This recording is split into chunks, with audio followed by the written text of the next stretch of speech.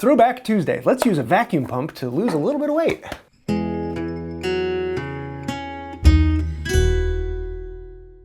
So the most often used for stabilizing is turning. Turners like to use these beautiful spalted woods. They have the grain and the color, and they end up being absolutely gorgeous when you turn them. The problem is anytime you get that spalting, you start to get a little bit of punkiness. The wood gets a bit soft, and that makes it fairly poor for most projects. But if you stabilize them, you'll fill the grain, you'll fill everything, and it becomes just as hard as the rest of the wood so that you can work with these really beautiful pieces. Stabilization is not intended for filling voids. So if you have a void like this, fill it with epoxy. That will do much better. Stabilization will work into the wood, but it won't actually fill the void. Stabilization also has several other benefits. Number one, stabilizing the wood, and that's where it gets the term. Wood naturally will expand and contract throughout the year as it absorbs moisture and temperature changes, but with the stabilization in there, it's not going to absorb the wood because all the pores have already been filled with the stabilization resin. Then they're not going to expand and contract throughout the year. So it makes the wood a far more stable substance, so if you're worried about the expansion contraction, that may fix it. So let's take a look at what actually stabilizes the wood. This is the most common substance. It's called cactus juice. I'll leave a link to this and all the other products and tools down below in the description. And cactus juice is heat activated, so you actually have to heat this up for it to harden. It's just a one-part resin. It's not an epoxy where you have to mix the two together. This will sit by itself and absorb into the wood. It's also a low viscosity, almost like water, so it will get all the way into the pores of the wood. And this is great for stabilizing large blocks and getting things deep inside the wood.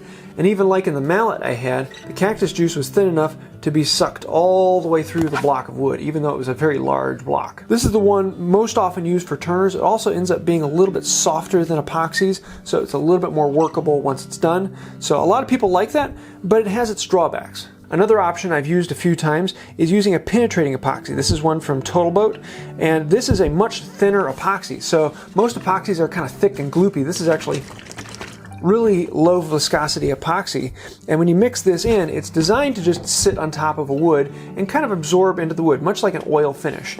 So this will naturally leak into the wood, but if you put it under a vacuum, you can suck it even farther into the wood. Now it's a little higher viscosity than the cactus juice, so it's not going to go quite as far in, but it will penetrate in a good ways with the vacuum chamber. One of the big benefits of using epoxy is it's much faster. This will cure in a matter of 30 minutes or so, whereas the cactus juice takes a long time in the oven, and you're probably not going to want to work on it until the next day.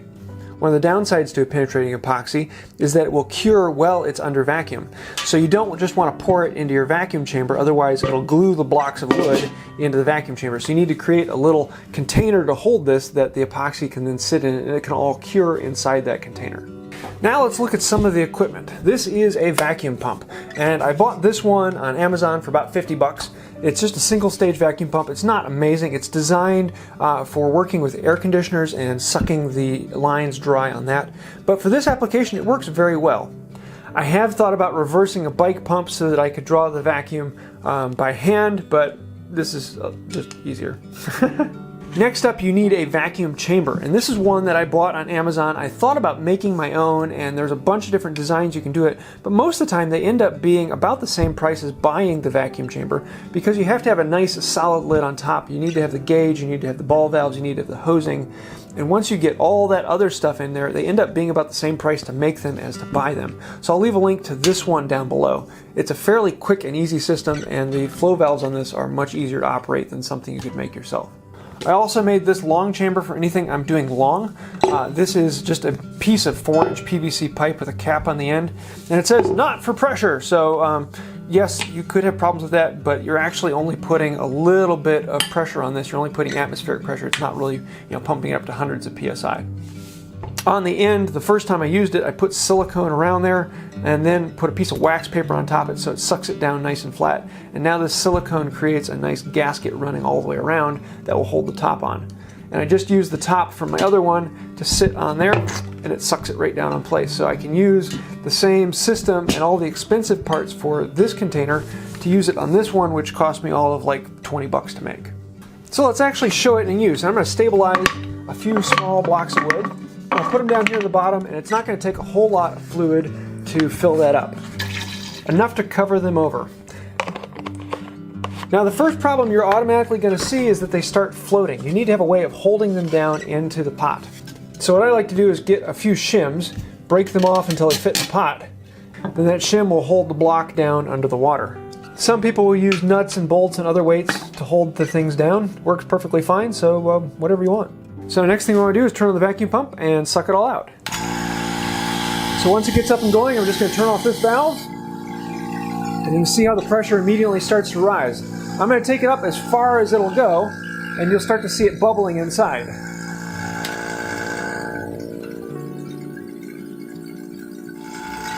Once the pressure stops changing and it's down to about its bottom, I'm going to turn off the valve and then let this whole thing sit. And let it sit for about 20-30 minutes until all the air pulls out of those pieces of wood. And you'll see that needle rise a little bit as the air comes out of the wood. So you can still see there's some bubbles coming out of there. I'm still going to leave it. The longer I can leave it, the deeper the resin will get into the wood. And if the bubbles are still pouring out of there, I'm going to leave it until they slow down a good bit. And then we'll do one more cycle. Once the bubbling is basically stopped, I'm going to let the air back in and cycle it one more time. So we can release the pressure. And when you release that pressure, the resin will then soak into the wood and fill in all the gaps where the air used to be. So now let's turn it off and cycle it one more time all the way down. As it gets down to the bottom, you'll see that more and more bubbles start coming out again. And it's almost done. After this cycle, after these bubbles are done, then I'm just going to let it alone. And now that the bubbles have come to a stop again, we can release the pressure and do the next step. And remove our blocks. Take off a little bit of the excess material, put it onto a piece of tin foil and wrap it up. The tin foil will help keep it away so it doesn't all drip away, and it won't then drip down into your oven. Next, I'm going to use one of these quick ovens. Set it in here. Now you do want to make sure that you get the temperature up to about 200, and it's going to have to bake all the way through. So on mine, I actually have to set the temperature to 300 to make sure that it actually gets up to 200 inside. And I'm going to be testing that with a thermometer. I can set it in here and see what the actual temperature is inside. Now you want it to get to 200 degrees in the core of the block, so you're probably going to have to leave it in there for a while. Usually I have it at 200 for about 2 hours, let them bake completely, and then pull them out. Then after they've been cooking long enough, just pull them out, unwrap them, and they're ready to go. Just like that, you have a wood that is stable, much harder, denser, and even the punky wood that was there before is now just as hard as the rest of the wood. Ready for turning, or whatever you have in mind. One of the nice things about the juice is whatever you don't use, you can just pour back into the container and use next time. Until you heat treat it, it's good to go. On top of that, everything is water cleanup. So just a little bit of soap, warm water, and you can clean out this pot and be ready for the next load. Now to answer a couple questions that I had from the mallet video particularly, a lot of people said, do I really need to stabilize my mallets? And most of the time, no. Those are the first mallets that I've ever stabilized, because most of the time you choose the wood by the hardness you're looking for. If you want a softer wood for your finishing mallets or a harder wood for really moving things around, you can choose it by that. Adding the stabilization to it will make it a little bit harder, will make the wood heavier, and sometimes those are things you like to have in a mallet. But in particular, I wanted to use that wood that was a little bit more punky. It was the offcuts from the boat as opposed to using the good stuff, which is going into the boat. So that way I can use cheaper quality wood that other people may not want, stabilize it, and still have really good quality wood that will last for a lifetime or two. So next time you're looking at a little scrap of wood and thinking, wow, it's really not going to be able to turn into anything, there's just not enough substance there, think about stabilizing. You might be able to get some more life out of it and get a harder, more dense piece of wood that will treat you really well. So there you have it. Now, this is a bit of an experiment. I'm playing with the idea of bringing back some of the old videos on the other channel and bringing them over to this channel.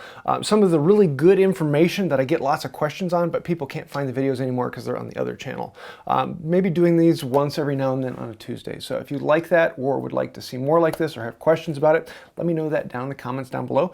This video is about 6 years old, so there's been a lot that has changed, and I hope most of it's for the better. I would love to hear your thoughts and comments on this, because this one's kind of interesting to me. So please let me know those down below. And honestly, it does help out the channel. Not just giving me information, but it helps the algorithm. Anytime you like, comment, share, subscribe, all those things really help us out and mean a lot. So if you comment, like, share, subscribe, thank you.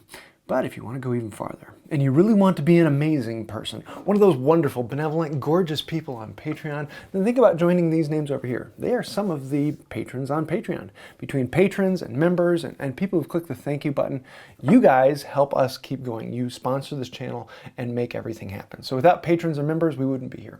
If you'd like to find out more about that, well, you know what to do. Links down below. I think that'll do it for now. Until next time, have a wonderful day. Oddly enough, most of my videos are boring, but this one sucks.